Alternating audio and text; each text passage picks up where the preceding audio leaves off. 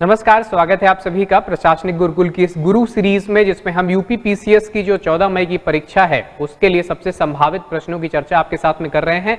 तो आइए देखते हैं क्या है हमारा आज का पहला प्रश्न।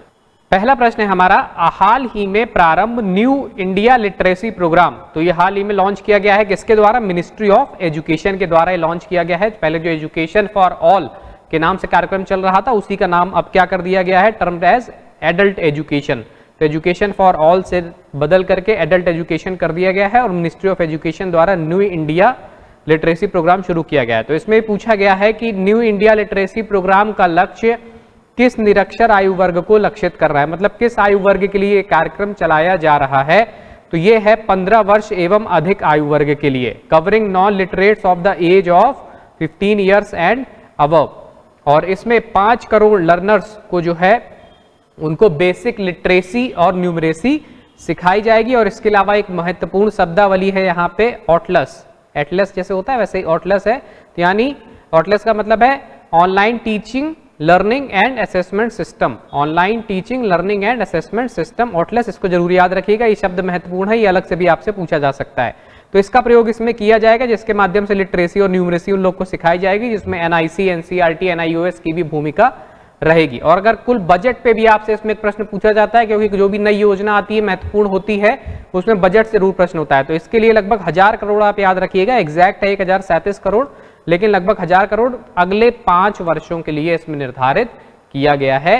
यानी 2022-23 से 2026-27 तक के लिए योजना चलेगी।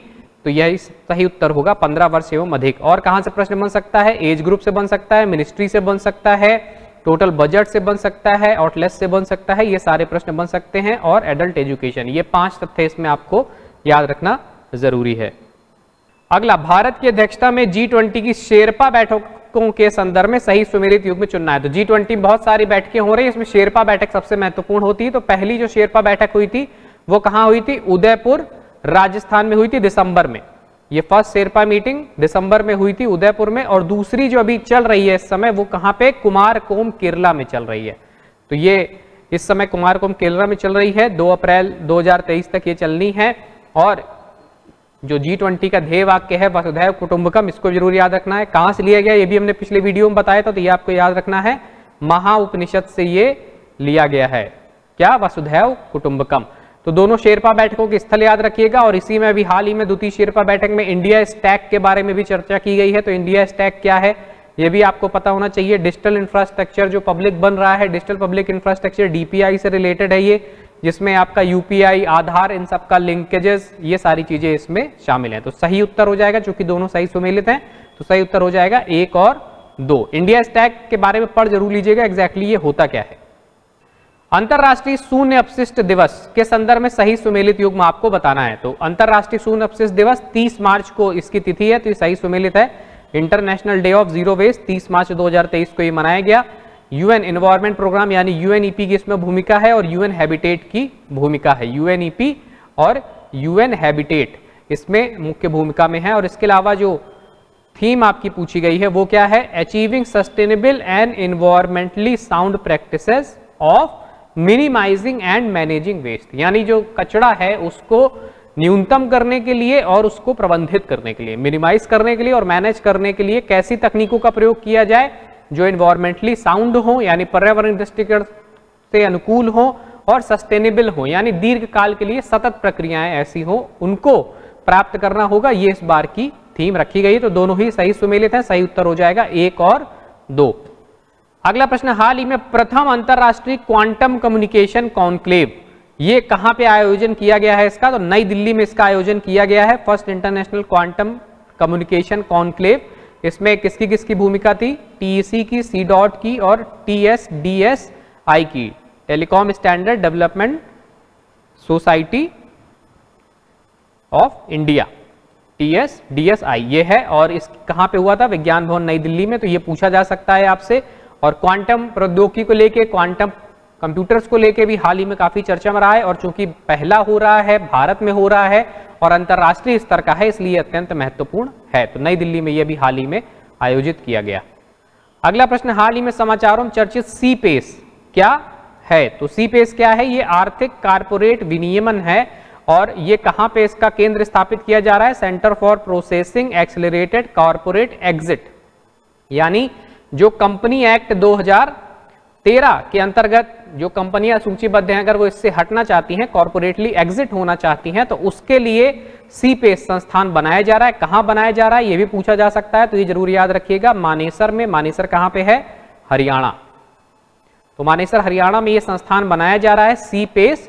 और ये किससे संबंधित है? कंपनी एक्ट 2013 में जो लिस्टेड कंपनीज हैं उनको अगर कॉर्पोरेटली एग्जिट करना है, अपना नाम सूची में से हटाना है, कंपनी के रूप में जो उनका नाम है उसको हटाना है, कंपनी नहीं रह गई है वो, तो इसका प्रयोग कर सकती हैं। इस संस्थान के द्वारा आर्थिक कॉर्पोरेट विनियमन किया जाएगा और उस सूची में से कंपनी को बाहर कर दिया जाएगा।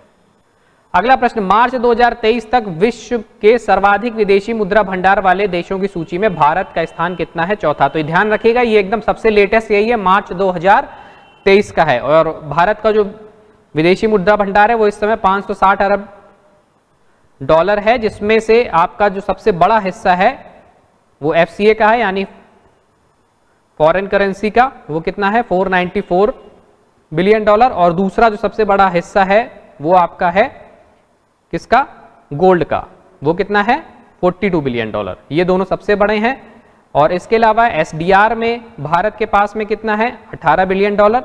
और IMF के पास रिजर्व के रूप में लगभग 5 बिलियन डॉलर। ये मोटा मोटा है, पॉइंट्स में करेंगे तो ये 560 हो जाएगा। टोटल 560 अरब है। और इंडिया की पोजीशन है 4th। फर्स्ट पे कौन है? फर्स्ट पे है आपका चाइना। फर्स्ट पे आपका चाइना है, ये जरूर याद रखिएगा। और भारत की रैंक अगर पूछेगा तो चौथी जरूर याद रखना है आपको। अगला प्रश्न आपका, Gujarat university startup and entrepreneurship council GUSEC के द्वारा लॉन्च किया गया महिलाओं के नेतृत्व वाले स्टार्टअप के समर्थन और महिला उद्यमियों के प्रोत्साहन हेतु प्लेटफॉर्म। तो ये प्लेटफॉर्म भी लॉन्च किया गया था, जिसके बारे में केंद्रीय मंत्री के द्वारा भी भूमिका निभाई गई, सरकार भी इसका सहयोग कर रही है। और Gujarat university startup and entrepreneurship council के द्वारा ये प्लेटफॉर्म लॉन्च किया गया है। इसका नाम पूछा गया है, तो इसका नाम है her start, enabling women, empowering the nation. और यहाँ पे महिला उद्यमियों को मुफ्त संसाधन उपलब्ध कराने के लिए, स्टार्टअप संबंधी जो प्रशिक्षण मॉड्यूल हैं वो उपलब्ध कराने के लिए इसका प्रयोग किया जा रहा है। तो यहाँ पे मिलते जुलते नाम से आपको कंफ्यूज किया जा सकता है, C start, women start, fame start, तो ये सारे नहीं होंगे। ध्यान रखिएगा, हर स्टार्ट जो है ये महिलाओं के स्टार्टअप के लिए प्लेटफॉर्म बनाया गया है, जो महत्वपूर्ण है। अगला प्रश्न, हाल ही में समाचारों में चर्चित स्वामी SWA MIH निवेश फंड निम्न में किससे संबंधित है? तो ये है आवास ऋणों संबंधित, यानी ऐसे आवास ऋण जो पहले लिए गए थे ब्राउनफील्ड योजनाओं से संबंधित हैं, ऐसे आवास ऋण जो ब्राउनफील्ड योजनाओं से संबंधित हैं या रीरा ऐप के द्वारा रजिस्टर्ड हैं और वो लोन पूरे नहीं हो पा रहे हैं, तो वहां पे उन लोन को चुकाने के लिए ये ऋण प्रदान करता है स्वामी इन्वेस्टमेंट फंड। किसके अंतर्गत ये चलता है? कौन मैनेज करता है इसको? SBI कैप वेंचर इसको मैनेज करता है। और ये पूरी प्रक्रिया में project account, direct payment, project monitoring, ये पूरी प्रक्रिया इस प्रकार संचालित होती है। मैकेनिज्म के बारे में देखा जाता है, मिनिमम सेलिंग प्राइस क्या है उसके अनुसार इसमें ऋण दिया जाता है। और इसके अलावा इस पूरे चीज को कंट्रोल करने के लिए एक वर्चुअल चीफ फाइनेंशियल ऑफिसर रहता है। वर्चुअली यानी कि आपके सामने नहीं होगा, आपको हमेशा ये सूचनाएं उपलब्ध कराता रहेगा, तो ताकि जो भी इस तरीके की ऋण योजनाएं हैं आवासीय ऋण से संबंधित उनको पूरा किया जा सके। क्योंकि कई बार हमने देखा है कि बहुत बड़े मेट्रोपॉलिटन सिटी के आउटस्कर्ट्स में ऐसे बहुत सारे फ्लैट्स अभी भी खाली पड़े हुए हैं, जिसकी वजह से लोग जो है ना उनको ऑक्युपाई कर रहे हैं, ना ही जिनके द्वारा वो निर्मित किए गए उनको उसका पैसा मिल पा रहा है। तो ऐसी कोई आर्थिक स्थिति बैंकों के ऊपर ना आए कि लोन दे दिया है और लोन रिकवर नहीं हो पा रहा है, क्योंकि लोगों ने लोन लेके फ्लैट बना लिए लेकिन फ्लैट बिक नहीं रहे।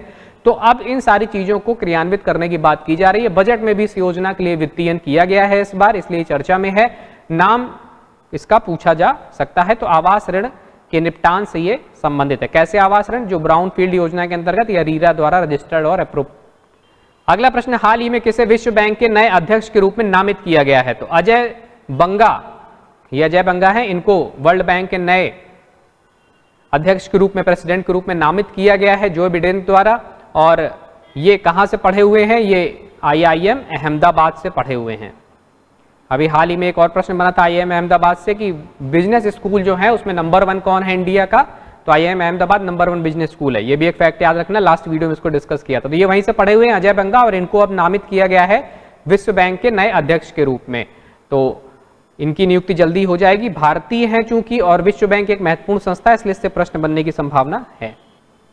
अगला प्रश्न, भारत का पहला सेमीकंडक्टर प्लांट भारत के किस राज्य में बनाया जाना प्रस्तावित है? बहुत इंपॉर्टेंट क्वेश्चन है, क्योंकि भारत, अगर ये अभी जो समझौता हुआ है वेदांता फॉक्सकॉन के द्वारा और लगभग 1.5 लाख करोड़ रुपए यहाँ पे इन्वेस्ट किया जा रहा है सेमीकंडक्टर प्लांट लगाने के लिए गुजरात में, और इससे प्रत्यक्ष रूप से 1 लाख रोजगार सृजित किए जाएंगे। वेदांता और फॉक्सकॉन ग्रुप के साथ में ये समझौता है, और ये क्या करेगा, वहां पे सेमीकंडक्टर्स बनाएगा और डिस्प्ले बनाएगा, दोनों चीजें बनाएगा। तो ये समझ लीजिए कि जो स्मार्टफोन्स और लैपटॉप्स की कीमतें हैं वो लगभग 50% तक कम हो जाएंगे। यानी अभी जो लैपटॉप आपके 1 लाख या 90,000 में मिल रहे हैं वो आपको 40,000, 45,000, 50,000 में मिलने लगेंगे। और इंडिया क्या होगा कि नया नेक्स्ट इलेक्ट्रॉनिक मैन्युफैक्चरिंग हब अब आगे बन जाएगा। तो अत्यंत महत्वपूर्ण प्रश्न है, गुजरात में स्थापित किया जा रहा है, क्योंकि डिस्प्ले के लिए और सेमीकंडक्टर भारत में बनना शुरू होगा तो बहुत बड़ी एक क्रांति सूचना प्रौद्योगिकी के क्षेत्र में भारत में आने वाली है। तो उसकी आधारशिला इस कार्यक्रम के रूप में मानी जा रही है। तो चूंकि ये स्टार्टिंग है इस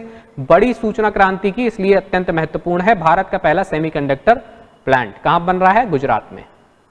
अगला प्रश्न, हाल ही में जीर्णोद्धार के कारण चर्चित सप्तकोटेश्वर मंदिर कहां पर अवस्थित है? देखिए ये अत्यंत महत्वपूर्ण है, क्योंकि ये उन कुछ विशिष्ट मंदिरों में से है जिसमें भारतीय और पाश्चात्य शैली का प्रयोग किसी धार्मिक स्थान में किया गया है। यानी आप देख सकते हैं कि भारतीय शैली जो मिक्सअप आपको दिख रहा है गुंबद, और जो इसका मंडप वाला क्षेत्र है वो पुर्तगाली शैली में बना हुआ, यानी पाश्चात्य शैली में बना हुआ। मंडप में आपको इस तरीके की पाश्चात्य शैलियां देखने को सामान्यतः मंदिरों में नहीं मिलती हैं, लेकिन यहाँ पे ये बना हुआ है। तो ये गोवा में अवस्थित है। ये हाल ही में इसका जीर्णोद्धार कराया गया था। यहाँ पे एक शिलापट्ट भी मिला था जिसमें ये बताया गया कि 350 साल पहले शिवाजी ने इसका जीर्णोद्धार कराया गया था। तो आर्काइवल जो फोटो यानी जो पहले आर्काइव्स में थी उसमें ये था।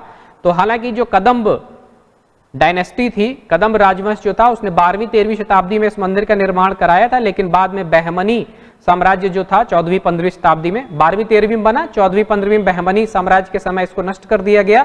लेकिन जब पुर्तगाली आए थे 16वीं शताब्दी में तो इसका पुनर्निर्माण कराया गया। इसी कारण से इसमें इस तरीके के पुर्तगाली तत्व या पाश्चात्य जो सभ्यता है उसके तत्व इसमें देखने को मिलते हैं। और उसके बीच में उसी समय शिवाजी ने भी इसका जीर्णोद्धार कराया था, जिसका शिलापट्ट यहाँ पे प्राप्त हुआ है। तो कहां पे है? ये गोवा में है। अत्यंत महत्वपूर्ण है।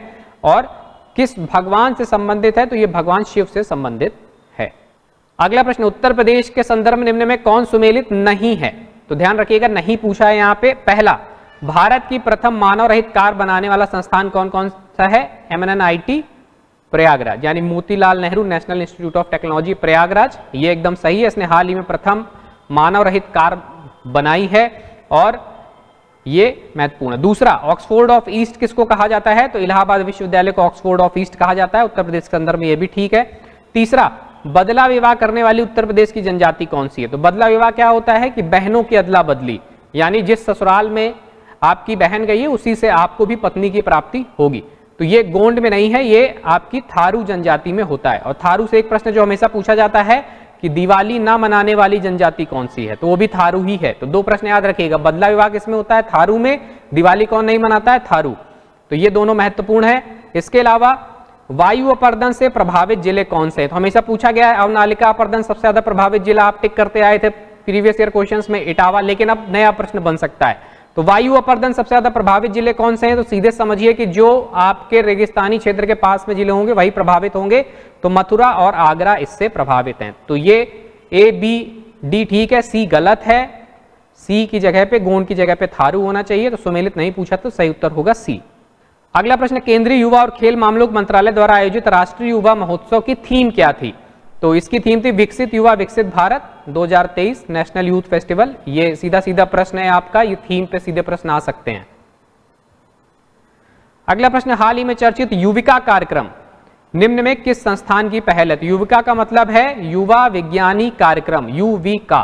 तो इसके कारण ही चर्चा में रहा। ये किसका कार्यक्रम है? ये कार्यक्रम है आपका इसरो का, भारतीय अंतरिक्ष अनुसंधान संस्थान का। ये प्रत्येक वर्ष आयोजित होता है, इसमें पंजीकरण होता है। इस साल के लिए पंजीकरण अभी चल रहा है, मई में ये प्रारंभ हो जाएगा। 15 से 26 मई ये कार्यक्रम आयोजित किया जाएगा और ये आपकी परीक्षा के बाद आयोजित किया जाएगा। लेकिन अभी चूंकि पंजीकरण शुरू हुआ है तो हर बार की तरह इस बार भी ये चर्चा में है। कार्यक्रम किसका ये याद रखना है, भारतीय अंतरिक्ष अनुसंधान संस्थान युवा विज्ञानी कार्यक्रम। तो इसमें जो भी युवा स्टेम क्षेत्र में यानी साइंस, टेक्नोलॉजी, इंजीनियरिंग और मैथमेटिक्स के क्षेत्र में अपना कैरियर बनाना चाहते हैं और इसके साथ में अंतरिक्ष के क्षेत्र में भी रुचि रखते हैं, वो इसमें सहभागिता कर सकते हैं पंजीकरण के द्वारा। अगला प्रश्न, हाल ही में चर्चित हांगकांग फ्लू या भारतीय मौसमी फ्लू निम्न में कौन सा है? तो बहुत ये न्यूज में रहा था, लोगों को लगा फिर से कोरोना फैल रहा है, लेकिन बाद में सरकार ने स्पष्टीकरण किया कि ये कोरोना नहीं है, हांगकांग फ्लू है। मिलते जुलते लक्षण होते हैं, चूंकि ये भी क्या है, रिस्पिरेटरी को प्रभावित करता है, श्वसन तंत्र को प्रभावित करता है। और इसको हांगकांग फ्लू नाम इसलिए दिया गया क्योंकि 1968 में 10 लाख से ज्यादा लोग की मृत्यु हांगकांग में इसी वायरस के कारण हुई थी, और इसका एग्जैक्ट क्या नाम है, H3N2 इन्फ्लुएंजा। तो H3N2 इसमें सही उत्तर हो जाएगा। सीवियरल इन्फ्लुएंजा आउटब्रेक्स है जो पहले देखे गए हैं, और इसके साथ साथ में ये उसी तरीके के लक्षण प्रकट करता है जैसे लगभग कोरोना के लक्षण होते हैं, फैलता भी उसी माध्यमों से है, छूने से या छींकने से, इस तरीके से। तो इसको याद रखना होगा। इस तरीके के प्रश्न पूछे गए। बर्ड फ्लू के बारे में पहले प्रश्न पूछा जा चुका है पीसीएस में, तो इस बार चूंकि ये चर्चा में रहा है तो इससे प्रश्न पूछ सकता है। तो ये थी आज की 15 प्रश्नों की श्रृंखला। वीडियो आपको उम्मीद है पसंद आया होगा। लाइक कीजिएगा, इसको शेयर कर लीजिएगा, सब्सक्राइब कर लीजिए हमारा यूट्यूब चैनल प्रशासनिक गुरुकुल। आगे इसी तरीके के क्वालिटेटिव वीडियोस के लिए और बेल आइकॉन प्रेस कर लीजिए ताकि रेगुलर नोटिफिकेशन आपको गुरु सीरीज का कोई भी वीडियो आता है तो आपको उसका मिलता रहे। आज की कक्षा में जुड़ने के लिए आप सभी का हार्दिक धन्यवाद। मिलते हैं अगली कक्षा में।